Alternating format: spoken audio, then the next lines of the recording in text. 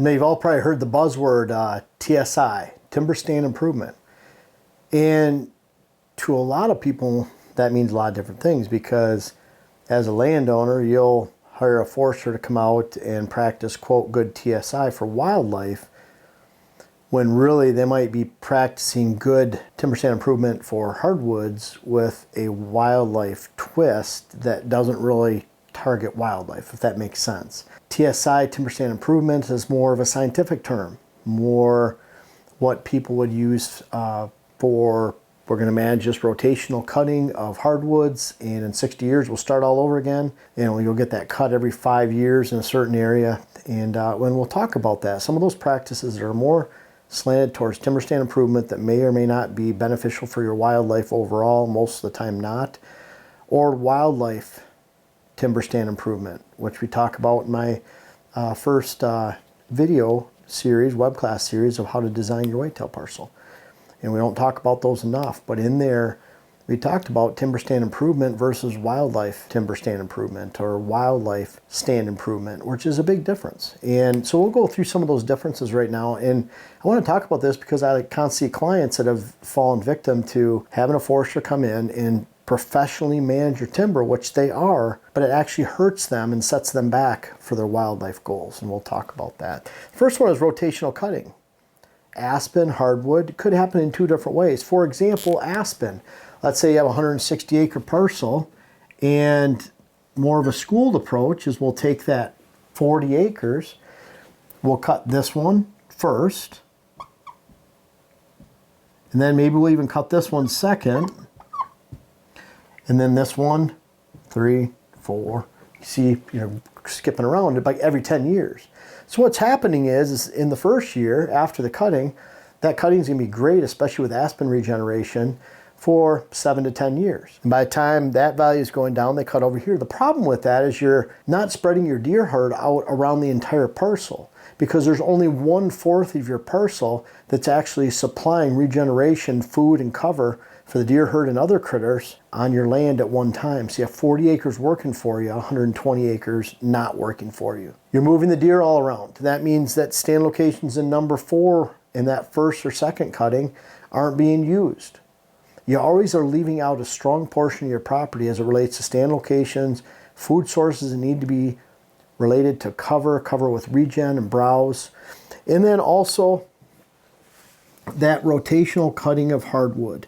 The schooled approach more is you take 500 acres of hardwood and you'll cut 20 acres, 40 acres, 50 acres, and you'll do that. Let's say you cut 50 acres at a time.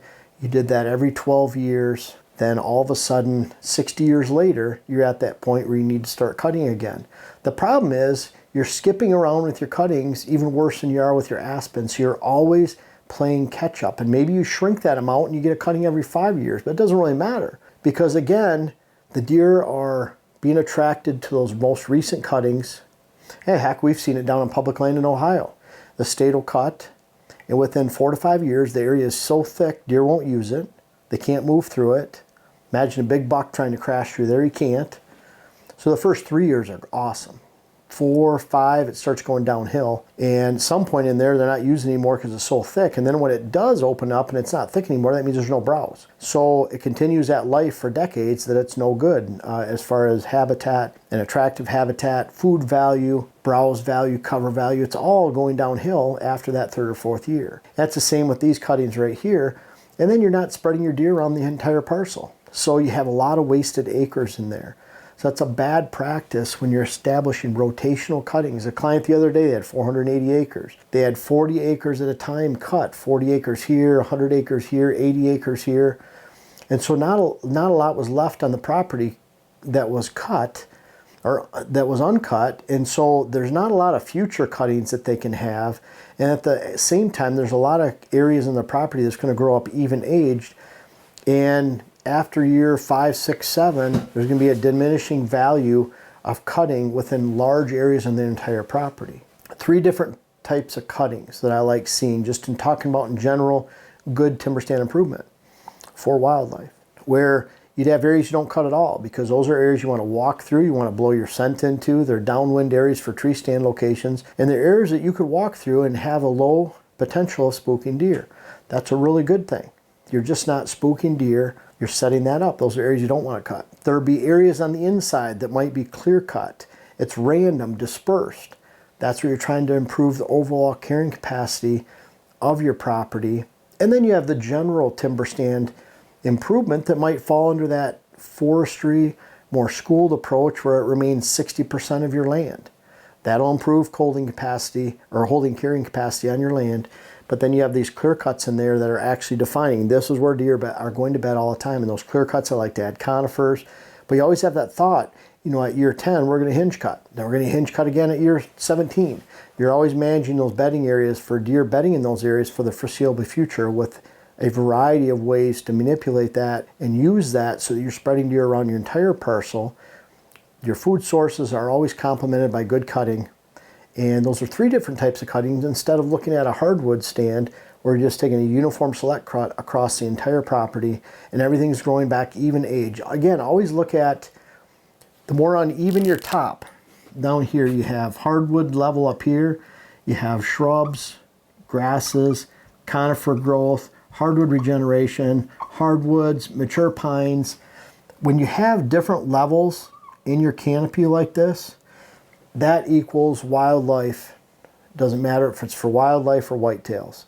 When you have that, it equals edge, it equals diversity, and the more unevenness you have in your canopy, the more wildlife you're going to have. And the opposite of that is you have 160 acres of hardwoods that's being managed purely for timber, so it's either a select cut or rotational cutting, and you have a fairly even top and canopy across an entire large landscape, and that's not going to equal a lot of wildlife value. Should you clear cut? What I like to see is either clear cut pockets of hardwood, so you can define deer are always going to bed in here because of the regeneration value and stems per acre, or rotational cuttings of aspen. I was over on the east side of the Upper Peninsula of Michigan last week, and it was really cool to see out on state land this patchwork cutting in aspen that went something like this.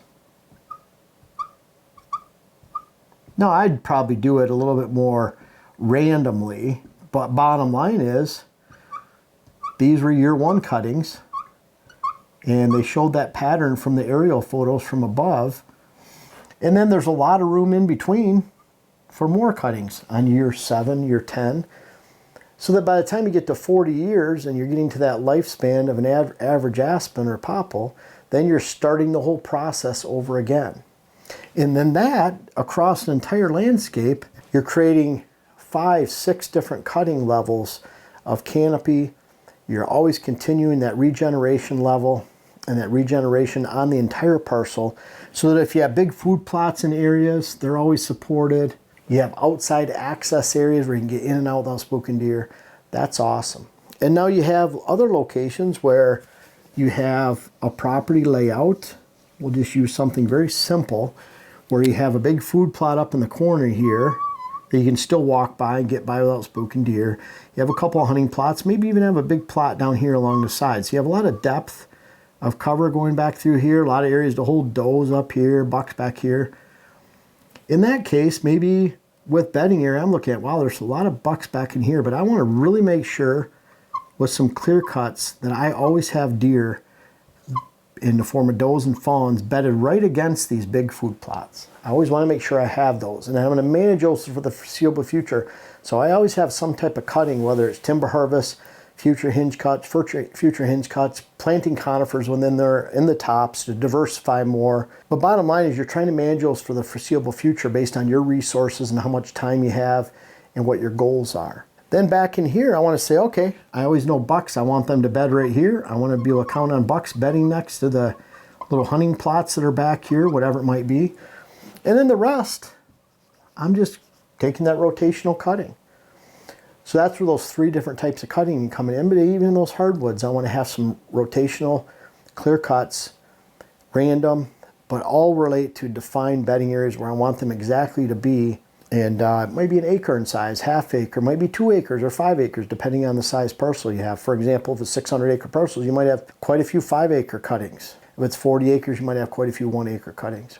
But bottom line is, it's reflective of and relative to the size of the parcel, and you're choosing to clear cut in areas where you want deer to be at the most. And then hack and squirt and girdle. I see a lot of these types of things. Well, the problem is that a lot of times people are not really focusing on the right timber. So they might hack and squirt a basswood or a soft maple or a box elder or an ash or even an aspen. I've seen them do it too, where they're killing the wrong tree in favor of hardwoods. Hardwoods like a oak that just are brief periods of time for value for wildlife, or their pure timber value. I've even seen people scarify and rip apart aspen on a parcel to favor hard maple when the owner wanted purely a wildlife cutting, and that was purely to manage timber. It didn't even come close to meeting the objectives of the landowner. We skipped number 3 here, and this is a really important one. Don't favor hardwood. And just like I'm talking about right now, meaning you want that box elder in there, you want aspen in there, you want ash, you want basswood, you want all these values in there, even some hickory that's at least prolific and regenerates well. But you want, quote, poor value timber. And what you find is the lower the quality of the timber, the higher the wildlife value. Always remember that when you're completing your cuttings. You want diversity, you want variety, you want cuttings that relate directly to your food sources, getting them off your access, putting them where you expect deer to bed. And that's where you get down to here. You have oak. I have a lot of people at Bragg. We have a lot of oaks on the property, or we have a few oaks. We're trying to protect them at all costs. I think oaks are a great complement to quality browse, but they're not the browse themselves. Quality browse can provide food from September through March. Oaks just provide food for, and it's just marginal food, at a 6-week level, 8-week level. It can put a lot of weight on some deer before they go into the winter, put carbs on. But it's not highly nutritious. It's not that much different than having high quality browse. High quality browse mean woody regeneration, woody shrub tips, briars, that diversity of all of that, and then oaks are just a part of that. All those other woody growth and browse are hard to digest, so are acorns. The acorns are really tough to digest. That's why when you have green food plots on a property and the acorns are dropping, unless you've spooked out your food plots or they're poor quality, those bucks and deer in general crave that green in the afternoon because they've been sitting back in the woods eating acorns all day. They're hard to digest, they're woody, they're dry. They want to get out and hit that green, basically take a drink and wash it all down. If they're waiting till after dark, it's because typically by early October, mid-October, those food plots have been overhunted and pressured. And the deer recognize that, so they stay back in the cover until they feel it's safe to come out after dark. So a lot different when we talk about a lot of these areas for wildlife timber management as opposed to timber stand improvement. Think about that when you hire a forester, you have someone come out to your property.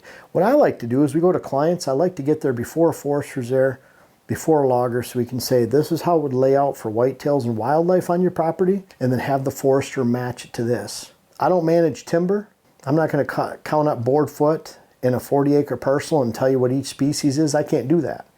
But I can manage whitetails and wildlife and strategically how to fit those on your property so that you create a great herd, a great bountiful wildlife population on your property of all different types. And I can arrange it in an area where you can actually hunt it and get off the property and on the property in the fall without spooking deer and really slant that towards daylight. And so what I do is not what a forester does. What a forester does is not what I do, back and forth. So make sure you understand the difference between the two, and make sure that you understand what a quality wildlife parcel is, where you include all wildlife species. You have a huge difference in your overstory and the height of your overstory. You include that diversity. You always include that junk timber on there. Always remember, almost in every case, that the higher the timber value, the lower the wildlife value. A lot of people look at, well, I have a great stand of hardwoods, I have lots of oaks. Well, there might be a lot of value there for timber and boardfoot, but not a lot of wildlife value. So I hope in discussion of this, so what we're doing out here in Minnesota, we had 18 new cuttings this year. They're between half acre, 3/4 of an acre, and 2 acres.